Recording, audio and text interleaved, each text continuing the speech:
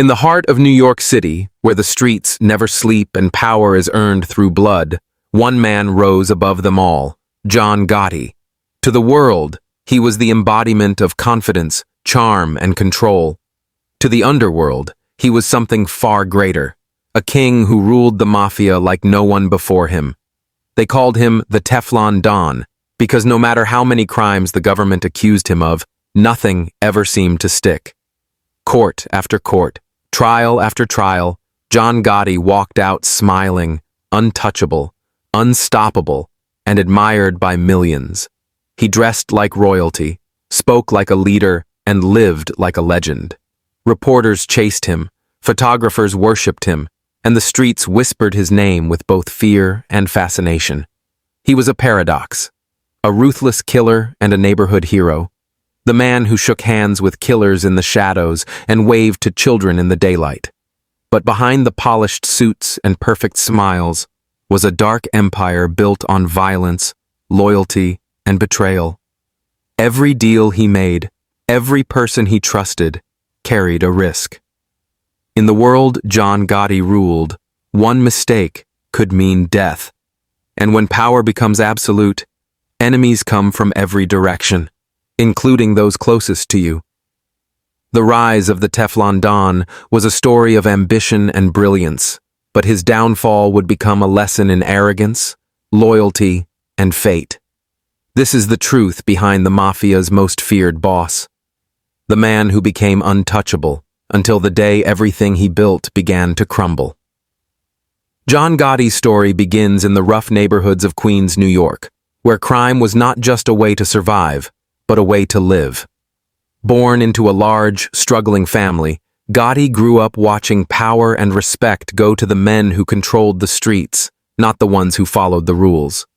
From a young age, he learned that in this world, fear was stronger than honesty, and control meant everything. That mindset would shape him into one of the most powerful crime bosses in American history. As a teenager, he joined street gangs, carrying out small robberies and truck hijackings. Each move brought him closer to the inner circle of the Gambino crime family. Gotti's sharp mind and fearless attitude quickly earned him recognition among the mafia's toughest men. He was loyal, decisive, and ruthless, the kind of man others followed without question. By the time he reached his 30s, Gotti was no longer just another mobster. He was a force. When the Gambino leadership began to fracture under greed and mistrust, he saw his chance to take control. With one violent decision, he removed his rivals and took the throne of the largest and most feared criminal organization in the country. John Gotti didn't just want power. He wanted to be remembered. But the same fame that made him a legend would also lead to his destruction.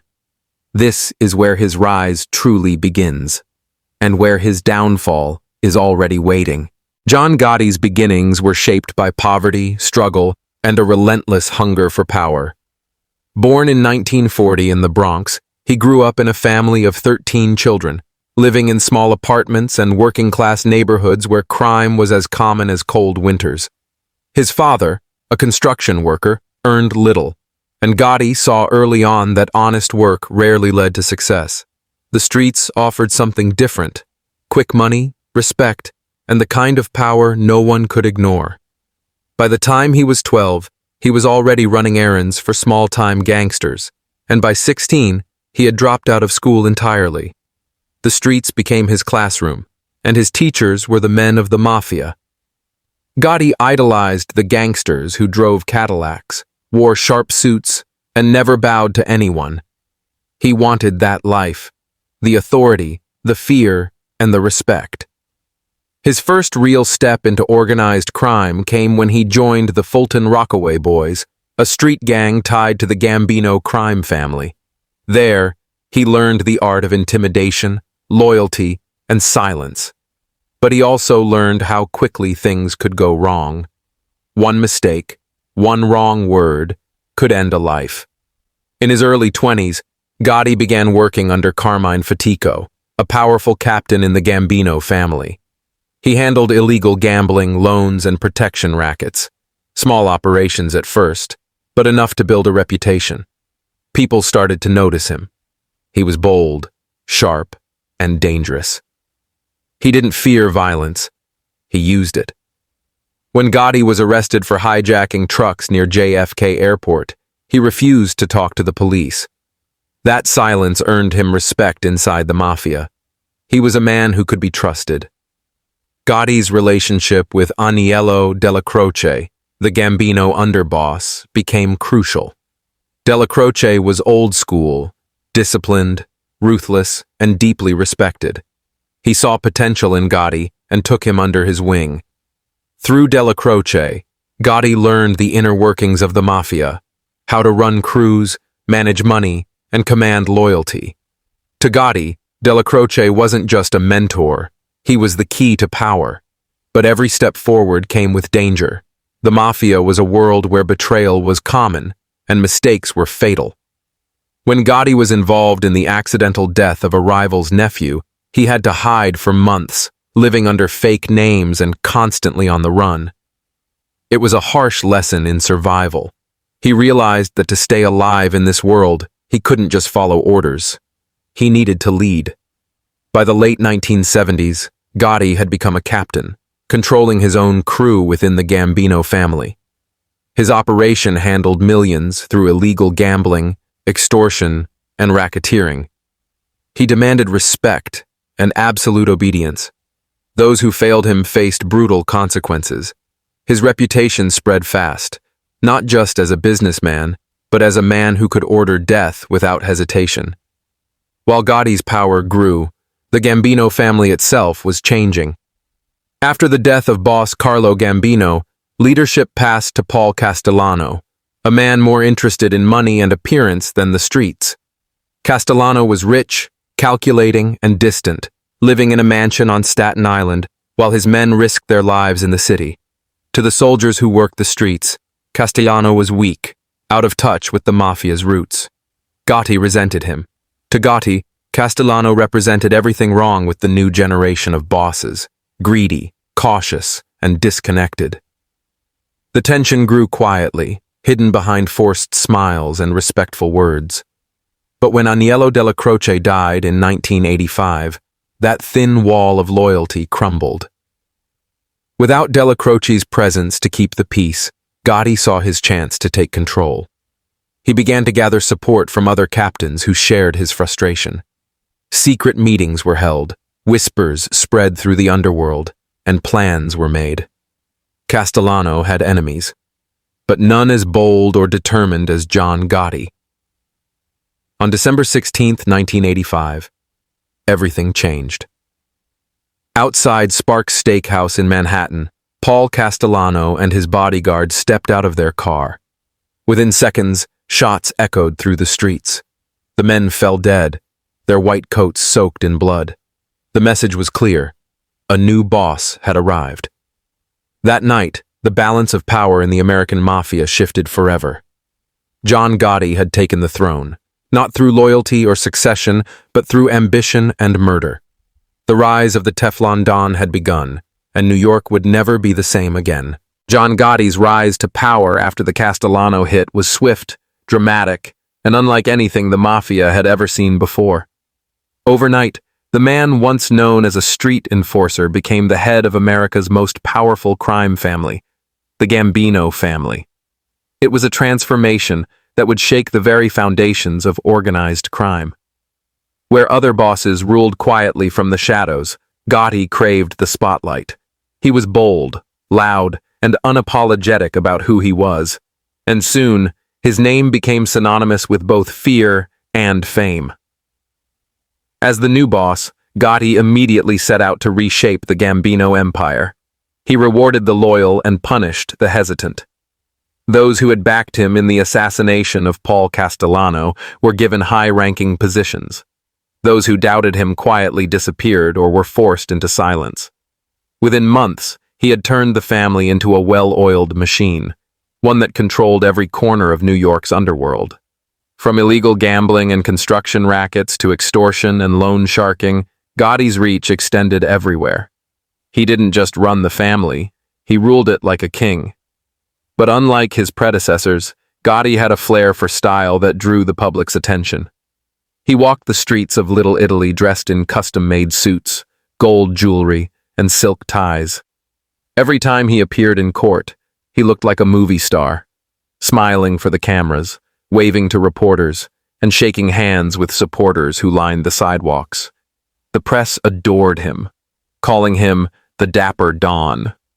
To the working class of New York, he became a folk hero, a man who stood up to authority, lived by his own rules, and made the system look powerless. Inside the Mafia, however, not everyone admired him. Some old-school mobsters saw his media presence as dangerous, a violation of the sacred code of silence known as omerta. The Mafia had always thrived in secrecy, and Gotti's hunger for fame put that at risk. But Gotti didn't care. He believed fear and loyalty were stronger than tradition. To him, visibility was power, and he had plenty of both. Meanwhile, the FBI had been watching him closely. They had long suspected his involvement in Castellano's murder, but lacked concrete evidence. The Bureau launched an all-out campaign to take Gotti down, bugging his hangouts, monitoring his phone calls, and following his every move. Yet, every time they thought they had him cornered, the charges fell apart. Witnesses were either too scared to testify or mysteriously disappeared. Jurors were bribed or intimidated. Evidence vanished before it could reach the courtroom. Each failed prosecution made Gotti stronger, and the media couldn't get enough of it.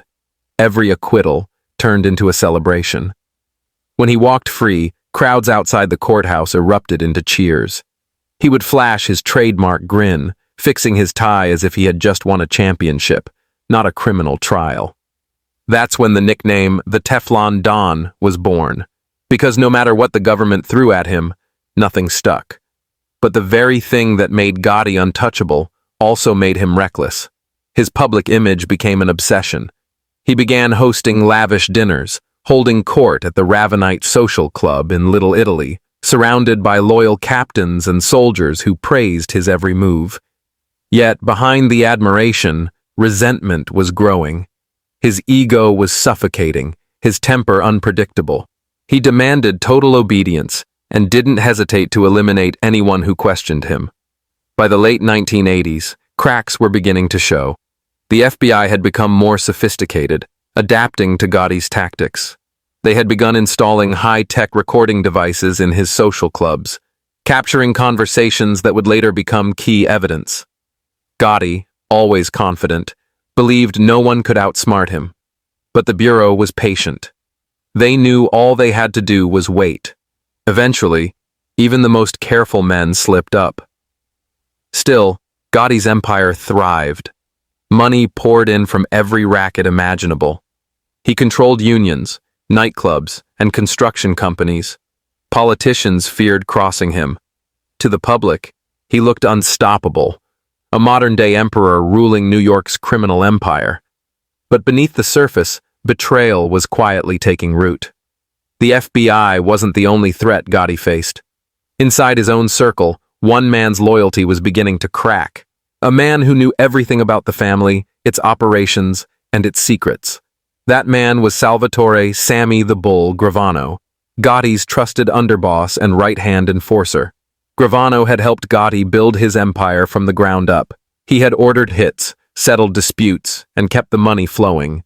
But in a world where loyalty was everything, even the most faithful soldier could turn. And when the FBI finally caught Sammy, offering him a deal he couldn't refuse, the fate of John Gotti's empire was sealed. Gotti had fought off the law for years, but now he was facing something far more dangerous. Betrayal from within. The walls were closing in, and for the first time, the Teflon Don's confidence began to fade. His enemies were no longer just outside the family. They were sitting right beside him, waiting for their moment to strike. Inside the glittering world John Gotti had built, loyalty was everything. Or so he believed. For years, he had survived because his men feared him, respected him, and stayed silent. But the higher he climbed, the more fragile that loyalty became. The same arrogance that made him untouchable began to blind him to the cracks forming beneath his empire. The FBI, relentless and methodical, had evolved. They knew brute force couldn't take down Gotti. Intelligence would. By the early 1990s, the Bureau had perfected its surveillance operations.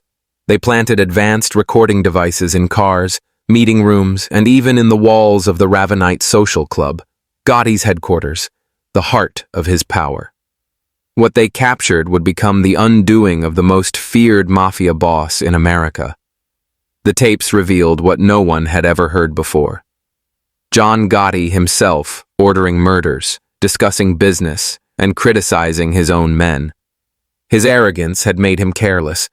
He believed he could talk freely among his most trusted lieutenants, but every word was now evidence, and every conversation, another nail in his coffin. At the same time, the relationship between Gotti and his underboss, Salvatore Sammy the Bull Gravano, began to unravel. Gravano had been fiercely loyal, personally overseeing hits and managing millions in criminal profits. He had risked everything for Gotti, believing that together they were untouchable. But as law enforcement pressure grew, Gotti started blaming Gravano for the family's troubles. During recorded conversations, Gotti spoke harshly about Sammy, calling him greedy and impulsive, words that would later be played in court. When the FBI finally arrested both men in 1990, they knew they had something big. For Gotti, it was another challenge, another opportunity to walk free and prove his invincibility. But for Sammy the Bull, it was the breaking point. He was facing life in prison, betrayed by the man he had served without question. The FBI offered him a deal: freedom in exchange for testimony. It was the ultimate test of loyalty, and this time, loyalty broke. Gravano flipped. His decision shocked the entire mafia world. No one had ever expected a man of his rank to turn informant. But Sammy the Bull didn't just cooperate. He exposed everything. He described in brutal detail how Gotti ran the Gambino family, how murders were ordered, how money was laundered, and how power was maintained through fear. He named names, revealed meeting spots, and decoded the secret language of the Underworld. The trial that followed became a national spectacle. News networks covered every moment, every word, every photograph of Gotti walking into court in his designer suits. The man who had once mocked the system was now trapped in it. Gone was the confident grin, gone was the swagger that once made him a celebrity. In its place stood a man surrounded by betrayal, facing evidence too strong to deny. In court, Gravano testified for days, describing Gotti as a manipulative boss who ordered over a dozen murders, including his own rise to power through the assassination of Paul Castellano. Jurors listened in stunned silence as secret recordings were played, revealing Gotti's own voice discussing killings and punishments. For years, he had evaded justice through charm, intimidation, and silence. But now, his own words had turned against him. Outside the courthouse, crowds still gathered to cheer for him, holding signs that said, "Free John Gotti." But inside, his empire was collapsing. The mafia's code of silence had been shattered, and his most trusted man had become the government's star witness. When the verdict came, it was the end of an era. John Gotti was found guilty on all counts: murder, racketeering, and conspiracy. The courtroom was silent as the judge announced a life sentence without parole. The Teflon Don, once untouchable, was now just another inmate. For the FBI, it was the ultimate victory, the fall of America's most famous mob boss. For the mafia, it was a devastating loss, exposing the cracks within an organization that once seemed unbreakable. And for John Gotti, it was the price of pride. The man who had built an empire of fear was brought down not by bullets or rivals, but by his own voice, and the betrayal of the one man he thought would never turn on him. The Teflon had finally worn off, and the legend of John Gotti began to fade behind prison walls. Inside the gray walls of Marion Federal Penitentiary, The once glamorous life of John Gotti came to a cold, unrelenting halt. Gone were the silk suits, diamond pinky rings, and late-night dinners at upscale restaurants. The man who once commanded the streets of New York now spent his days locked inside a small cell, watched around the clock. For the first time in his life, John Gotti was powerless. No bodyguards, no soldiers, no fear in anyone's eyes when they looked at him. And yet, even behind bars, Gotti refused to fade into the background. He carried himself like a boss, even in a prison jumpsuit. He walked through the halls like he still owned them. To the inmates, he was a living legend. To the guards, a problem they couldn't control. Gotti's cell became his new headquarters. Visitors were rare, but letters and coded messages found their way in and out. His loyal followers outside the prison walls still saw him as their leader, the symbol of everything the Mafia once stood for: pride, loyalty, and defiance. They called him the boss of all bosses, a title that kept his legend alive even after his conviction. Gotti's arrogance didn't die in court. It grew stronger in prison. He openly defied prison authorities, refusing to accept their control. When other inmates treated him with respect, he thrived on it. When guards enforced rules, he mocked them. He still believed that no one, not even the U.S. government, could truly break him. But outside those prison walls, the world had moved on. The Mafia wasn't what it used to be. The FBI's relentless war on organized crime had dismantled much of the old order. The code of silence, omerta, had been broken forever. Informants popped up everywhere, families betrayed one another, and fear no longer protected the bosses.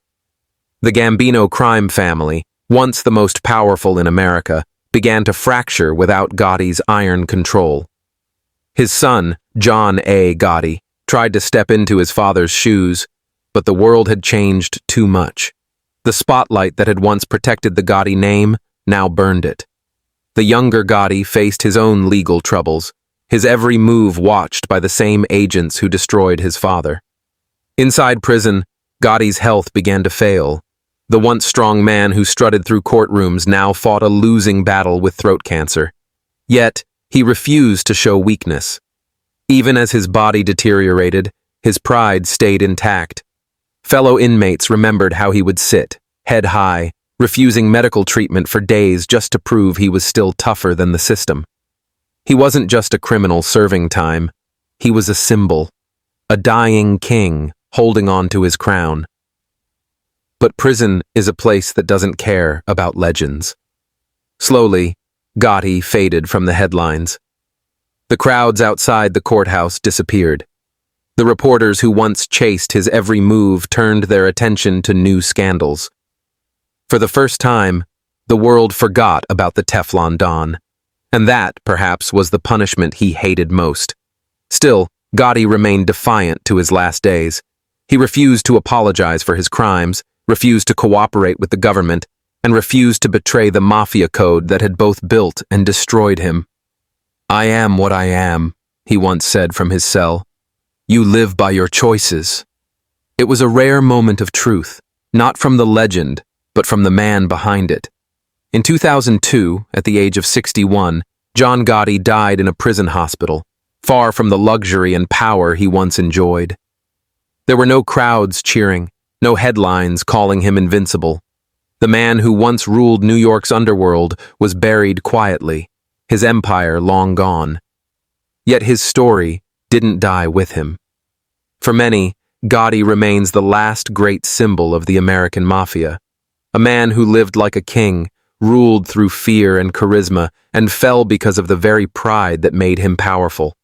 His life became a cautionary tale, of loyalty turned to betrayal, of power that couldn't outlast time, and of a man who thought he could beat the system but couldn't escape his own choices. Even in death, the legend of John Gotti lives on, a reminder that no matter how high you rise in the world of crime, the fall is always waiting, silent and certain, just around the corner. John Gotti's death didn't end his story. It only deepened his legend. Even as his body was laid to rest in St. John's Cemetery in Queens, people lined up outside, whispering about the man who once ruled New York like a king. Some called him a hero who stood up to the system. Others saw him as a ruthless killer who got what he deserved. But one thing was clear. Gotti had become more than just a mafia boss. He was a cultural icon, the last of an era when organized crime ruled the streets and fear commanded respect. His image, the slicked-back hair, the sharp suits, the defiant grin, remained etched into America's memory long after his empire turned to dust. For Hollywood and the media, Gotti's life was pure gold. Documentaries, books, and films flooded the market, each trying to capture the essence of the man behind the myth. But every retelling carried the same contradiction. Was he a charismatic anti-hero or a cold-blooded criminal?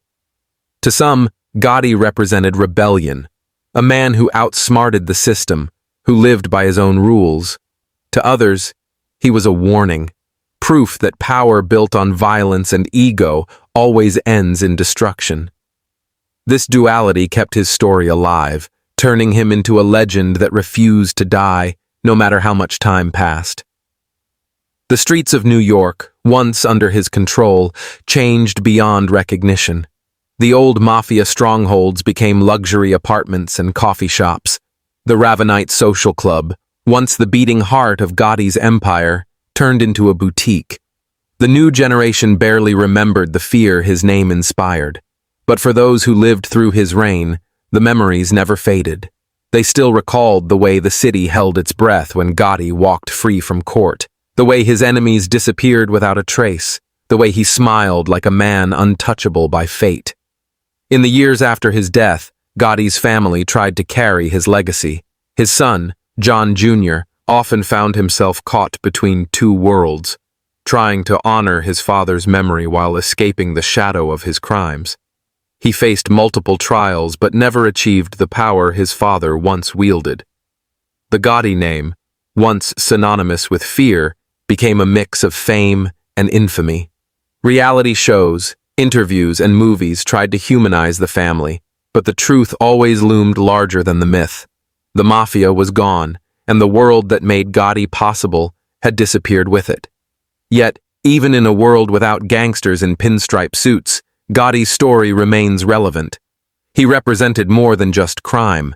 He symbolized the hunger for control, respect, and immortality that drives men to cross every line. His rise and fall mirrored the American dream twisted by greed and ego. A man who came from nothing, built an empire, defied the government, and fell because he believed he was untouchable. For the FBI and law enforcement, Gotti's conviction was a victory that marked the end of the old mafia. But for the underworld, it was the end of an era. The death of the last Don, who ruled through loyalty and fear, not technology and anonymity. The mafia that followed was quieter, more hidden, more corporate. A far cry from the days when Gotti's name alone could freeze a room. Today, when people speak of the mafia, they speak of John Gotti first. He's become the face of an age when criminals walked among kings, when newspapers called gangsters celebrities, and when fear and fame lived side by side. His story continues to inspire fascination, movies, songs, and documentaries, not because of what he did, but because of who he was. In the end, Gotti's empire didn't survive, but his image did. It lives in every story told about power, pride, and downfall. His life teaches that even the strongest man can't outrun his fate, and even legends can fall. Behind the suits and the swagger was a man who wanted to be remembered, and in that, he succeeded. Because even now, decades after his death, the world still speaks his name. John Gotti, the Teflon Don, the man who ruled the mafia, defied the law, and became immortal in infamy.